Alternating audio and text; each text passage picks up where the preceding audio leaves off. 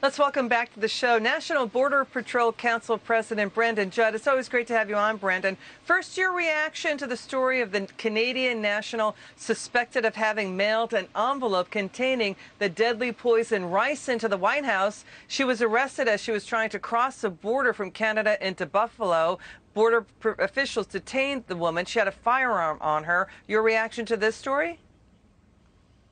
Besides the obvious aspect that this individual tried to murder our president, there are two very important pieces to this story.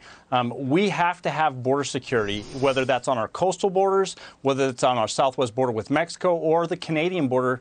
We have to have border security. There are criminals that will enter our country illegally through all of these different means, and we have to have that secure everywhere. The other aspect is this person was deported because of violent crimes that she committed in Texas. Had she have been in a sanctuary city and had she have been arrested by the police in those sanctuary cities, she would have never been deported and she'd still be in this country illegally.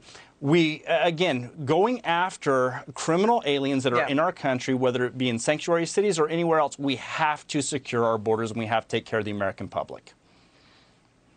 Let's move on to this story. Your thoughts, Brandon, on Attorney General William Barr today with the first daughter, Ivanka, traveling to Georgia.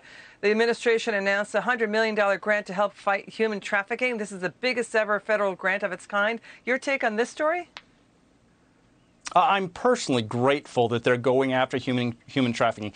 I see the human suffering on the southwest border all the time when people put themselves into the hands of these criminal cartels. They get raped, they get abused, they get stolen, they get kidnapped. All of these different things happen, and it's because of liberal policies and not wanting to enforce the rule of law to keep all people safe, and that includes Americans and those that are not inside the United States. We have to go after these cartels, and we have to issue liberal policies that allow these cartels to operate.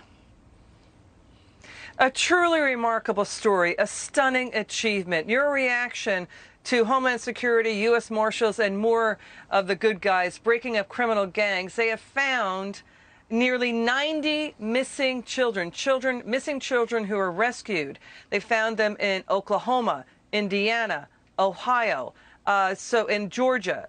So these are kids that have been abused, neglected, some involved in human trafficking. A big push by the Trump administration to find and rescue missing children. What an achievement. Your reaction? Two thumbs up for the good guys. We're always trying to win. When the handcuffs are taken off of the good guys and we're allowed to go after these criminals, we will be able to solve crimes. We will be able to protect the innocent. And obviously, children are the most innocent and they're the most vulnerable. But when those handcuffs are taken off, and the Trump administration has taken the handcuffs off of law enforcement, we are able to make a big difference in the lives of those who need a difference made.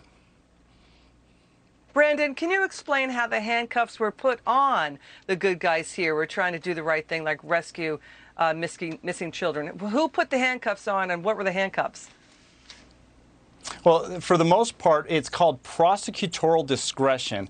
The Obama administration under Joe Biden, with Joe Biden as vice president, what they would do is they would say we couldn't do certain things because we just didn't have the resources to prosecute these individuals, or we didn't have the resources to go after certain individuals. The Trump administration has clearly shown that that's not the case. The Trump administration is allowing us to do the jobs that law enforcement is supposed to be doing, so that, again, we can protect the American public. I personally know how much President Trump cares about the American public. Everybody says that he has law enforcement's back. No, he actually has the American public's back, which is why law enforcement has his back. We want to protect individuals and the sanctity of life, and President Trump is doing the exact same thing.